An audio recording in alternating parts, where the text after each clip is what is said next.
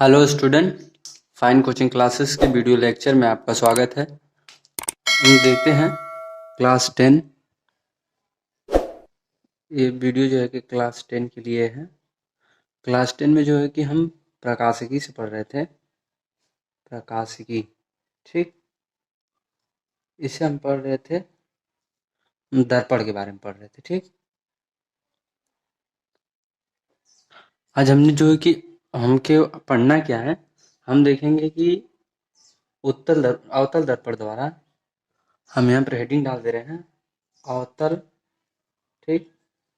अवतल दर्पण दर्पण द्वारा प्रतिबिंब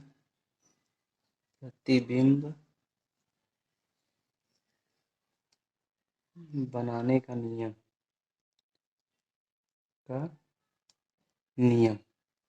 ठीक। देखिए, अवतल दर्पण द्वारा प्रतिबिंब बनाने का नियम। देखिए, इसमें जो है कि 3 नियम होते हैं, ठीक। अवतल में भी उत्तल में भी तीनों नियम देखेंगे हम। देखिए, ये हमारा उत्तल दर्पण है, ठीक। देखिए, ये हमारा उत्तल दर्पण है, ठीक। ये हमारा जो है कि इसको हम कलर ही कर दे रहे हैं, ठीक। और ये एक्सिस है, ठीक। थोड़ा सा आगे से देख लेते हैं। देखिए, ये हमारा जो है कि प्रतिबिंब है, प्रतिबिंब कह रहे हैं। ये दर्पण है, ठीक। ये मुख्य अक्ष है, यहाँ पर ध्रुव है, ठीक। यहाँ पर जो है कि वक्रता केंद्र है, ठीक। और इसके मध्य बिंदु में किधर कहीं मुख्य फोकस है, ठीक। यहाँ पर फोकस है। तो हम जानते हैं कि पहला नियम ये कहता है अवतल दर्पण में कि अगर मुख्य अक्ष के समांतर जाने वाली प्रकाश की किरण दर्पण से टकराने के बाद जो परावर्तित होती है तो मुख्य फोकस से होकर जाती है, ठीक। इधर से भी एक ले लीजिए, देखिए, ये हमेशा मुख्य फोकस से होकर जाएगी, ठीक। देखिए, बना दे रहे हैं रो हम। इधर से मतलब मुख्य अक्ष के समांतर चल रही है, दर्पण से टकराने के बाद जो है कि मुख्य फोकस से होकर जा रही है। यहाँ से मुख्य फोकस से मतलब कि होकर जा रही है, ठीक। ये हमारा तो फर्स्ट है, ठीक। सेकंड इसमें क्या है, सेकंड इधर देख लेते हैं। देखिए, इसको हम थोड़ा सा रख कर देते हैं, इधर थोड़ा सा जगह बना लेते हैं। देखिए, ये दर्पण है, ठीक। ये हमारा दर्पण हो गया। इसको हम कलई करके इसके दबे हुए भाग को हम परावर्तक तल बना देते हैं, ठीक। ये अक्ष है, ठीक। ये वक्रता केंद्र है, ठीक। ये मुख्य फोकस है, ठीक। और ये ध्रुव है, ठीक। ये दर्पण का द्वारक है। तो इसमें हम क्या जानते हैं, यहाँ पर जो है कि मुख्य अक्ष के समांतर जा रहे थे, तो दर्पण से टकराने के बाद मुख्य फोकस से होकर जा रहे थे। अब यहाँ क्या है कि कोई भी किरण अगर मुख्य फोकस से होकर जाती है तो दर्पण से टकराने के बाद मुख्य फोकस के मतलब मुख्य अक्ष के समांतर हो जाती है। देखिए, जब ये मुख्य फोकस से होकर जाएगी तो दर्पण से परावर्तन के बाद मुख्य अक्ष के समांतर हो जाएगी, ठीक। जब ये दर्पण से टकराती है मतलब जब मुख्य फोकस से होकर जाएगी, ठीक, तो वो दर्पण से परावर्तन के बाद मुख्य अक्ष के समांतर हो जाएगी। कोई भी किरण ले लेते हैं हम, यहाँ से हम जो है मुख्य फोकस से भेज रहे हैं, ठीक। देखिए, यहाँ पर मुख्य फोकस है और ये क्या करती है कि थोड़ा सा देखिए तिरछा हो गई ये। तो देखिए, ये जो है कि दर्पण से टकराने के बाद जो है कि मुख्य अक्ष के समांतर हो जा रही है, ठीक। देखिए, जो भी किरण मुख्य फोकस से होकर जाएगी वो जो है कि टकराने के बाद जो है कि मुख्य अक्ष के समांतर हो जाएगी। इसमें क्या है कि मुख्य अक्ष के समांतर जा रहे थे, दर्पण से टकरा कर मुख्य फोकस से होकर जा रहे, ठीक।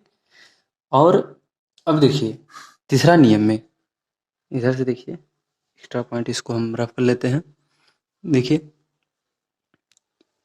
एक जो है कि दर्पण है, ठीक। ये हमारा दर्पण है इसके पिछले वाले तल पर कलई करके दबे हुए भाग को परावर्तक तल बना देते हैं। इधर ये ध्रुव है, ठीक। इधर से हम एक्सिस ले रहे हैं, ध्रुव यहाँ पर है, ठीक। तो देखिए यहाँ पर जो है कि वक्रता केंद्र है, यहाँ बीच में इसके मुख्य फोकस होगा, ठीक। अब क्या कह रहा है कि अगर कोई भी किरण, ठीक, अगर वक्रता केंद्र से होकर जाती है, ठीक, दर्पण थोड़ा सा आगे बढ़ा लेते हैं। तो वक्रता केंद्र से होकर जाती है तो वो क्या करती है, परावर्तन के बाद वापस अपने मार्ग में लौट जाती है, ठीक। कोई भी किरण हो, जब वो मतलब वक्रता केंद्र से होकर जाएगी, अरे मिस्टेक हो गया, तो देखिए बना लेते हैं। ये क्या करती है, वक्रता केंद्र से अगर होकर जाएगी, ठीक, तो थोड़ा सा तिरछा हो गया है।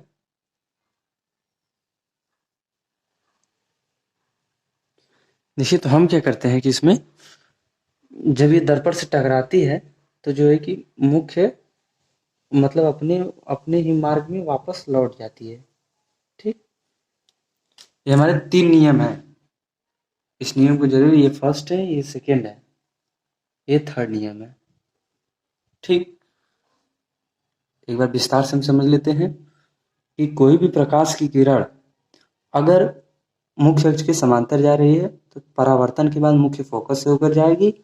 दूसरा नियम ये है कि कोई भी प्रकाश किरण मुख्य फोकस से होकर जा रही है तो दर्पण से परावर्तन के बाद मुख्य अक्ष के समांतर हो जाएगी। तीसरा ये, कोई किरण अगर वक्रता केंद्र से जा रहा है, वक्रता केंद्र से जा रहा है तो दर्पण से परावर्तन के बाद वापस अपने मार्ग में लौट जाएगा। देखिए इधर से गई वापस अपने मार्ग में लौट आई, इधर से वक्रता केंद्र से गई वापस अपने मार्ग में लौट गई, ठीक। तो ये 3 नियम है। अब हम समझेंगे कि उत्तल दर्पण द्वारा, मतलब ये तो देखिए मतलब अवतल दर्पण का था, वो इसी को जो है कि हम उत्तल दर्पण में देखते हैं। देखिए हम एक उत्तल दर्पण बना लेते हैं, ठीक। उत्तल दर्पण में कुछ हमारा ऐसा होगा, ठीक। इसके दबे हुए भाग पर कलई करके उभरे हुए भाग को परावर्तक तल बना दिया जाता है, ठीक।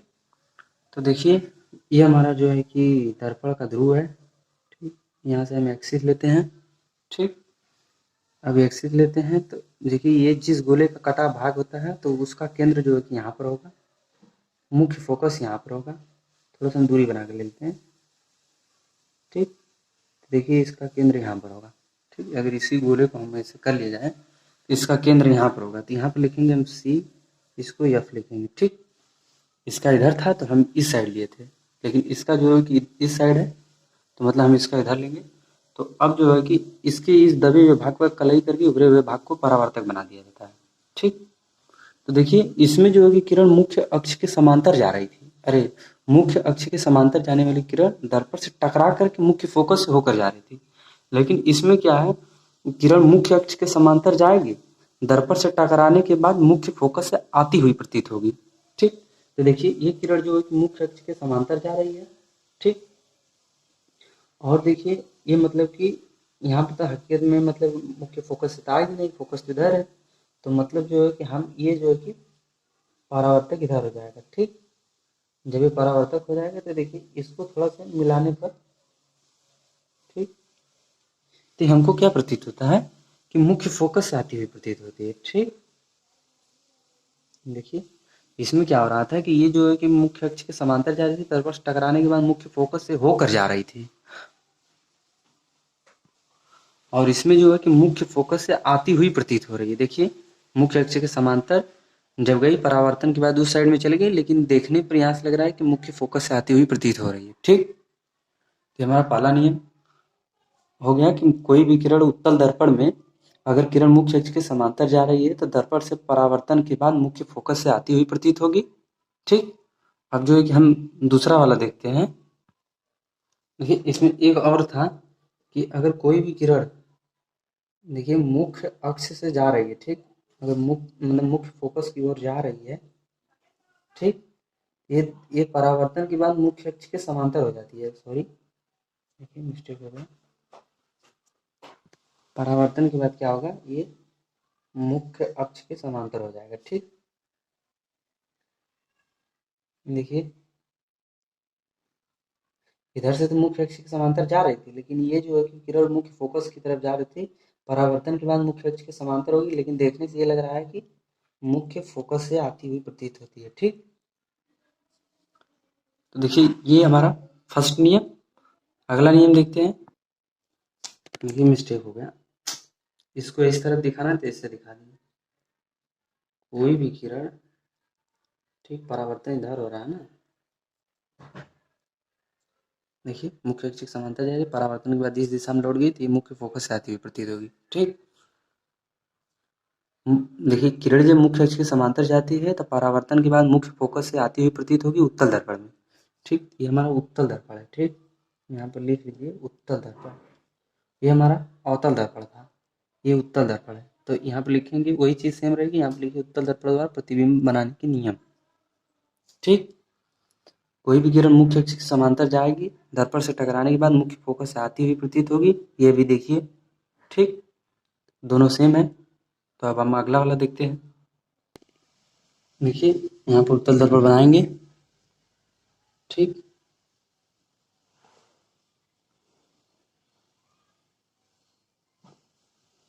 देखिए उत्तल दर्पण बना लिए। यहाँ पर इसका जो है कि फोकस होगा, यहाँ पर जो है कि इसका केंद्र होगा।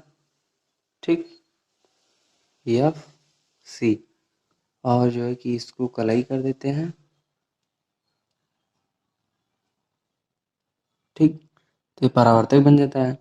ये क्या कह रहा है कि कोई भी किरण मुख्य फोकस की ओर अगर आती हुई प्रतीत होती है, ठीक, तो वो दर्पण से टकराने के बाद अगर कोई भी किरण मुख्य फोकस की ओर आ रही है, ठीक, तो दर्पण से टकराने के बाद मुख्य अक्ष के समांतर हो जाएगी।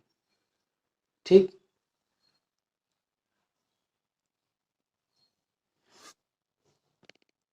देखिए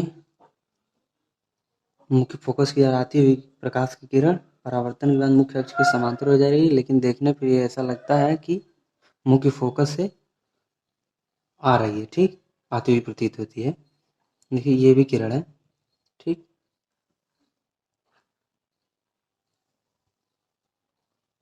मिस्टेक हो जा रहा है बार बार, क्या करें, थोड़ा सा इधर देखिए। ठीक, अब सही बन गया। देखिए मुख्य फोकस की ओर जाने वाले प्रकाश की दर्पण से परावर्तन में मुख्य अक्ष के समांतर हो जाती है, लेकिन इसको देखने पर ऐसा लगता है कि मुख्य फोकस से आती हुई प्रतीत होती है। ठीक, ये जो कि मुख्य अक्ष के समांतर जा रही थी और ये जो है कि मुख्य फोकस की ओर आ रही थी, तो ये दर्पण से टकराने के बाद मुख्य अक्ष के समांतर हो गई। ये समांतर जा रही थी, दर्पण से टकराने के बाद जो मुख्य फोकस से आती हुई प्रतीत होती है। ठीक, दोनों में थोड़ा ध्यान से देखिएगा। देखिए सेम इसी का रूल है। ये मुख्य फोकस से मतलब मुख्य फोकस की तरफ आ रही थी, परावर्तन के बाद मुख्य अक्ष के समांतर हो गई। लेकिन ये क्या है कि मुख्य फोकस की तरफ आ रही थी, परावर्तन के बाद ऐसा लगता है कि मुख्य फोकस से आ रही है। ठीक, परावर्तन में मुख्य अक्ष के समांतर हो गई। इसमें क्या है कि मुख्य अक्ष के समांतर जा रही है, परावर्तन के बाद जो है कि ऐसा लगता है कि मतलब ये मुख्य फोकस से आ रही है। ठीक, फोकस से आती हुई प्रतीत होती है। तो उसमें भी अब तीसरा जो है कि देखेंगे। तीसरे वाले के लिए स्पेस नहीं है, तो थोड़ा सा सबको रफ करके उसको अकेले में बता दे रहे हैं। उत्तल दर्पण में जो है कि तीसरा वाला नियम, इन नियमों को याद रखना बहुत जरूरी है कि मतलब कौन सी प्रकाश की किरण कैसे जा रही है, कहाँ पर काट रही है। उत्तल दर्पण में, अवतल दर्पण में, अवतल दर्पण में, उत्तल दर्पण में, दोनों ध्यान में रखना है।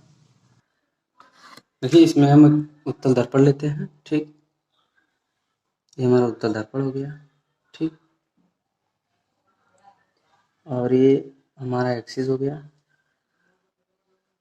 ये हमारा फोकस है, ये हमारा वक्ता केंद्र है। ठीक, और हम जानते क्या है कि अगर उत्तल दर्पण में इसको हम कलई कर देते हैं पहले, ताकि उभरा हुआ भाग परावर्तक बन जाए।